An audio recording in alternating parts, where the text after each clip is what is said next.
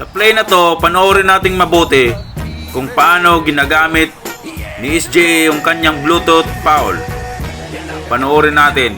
Yan, dribbling, atake, sinundan siya ni Ant-Man. Biglang nagano siya ng katawan niya, wala namang bumangga. Tapos nagano siya, nagpa-flop siya. Grabe, di ba?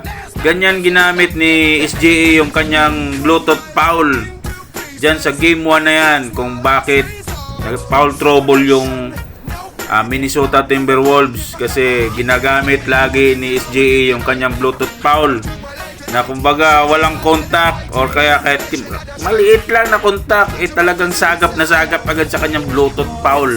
Talagang wala ka ng kalusot yan, walang kawala kay SGA yung mga ganyang grabe. Ano ba nangyari sa game 1 na yan? Kayo, ano bang masasabi nyo dyan sa game 1 na yan? May nangyayari bang lutuan o blututan?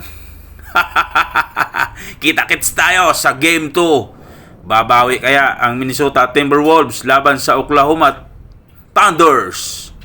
Game 2.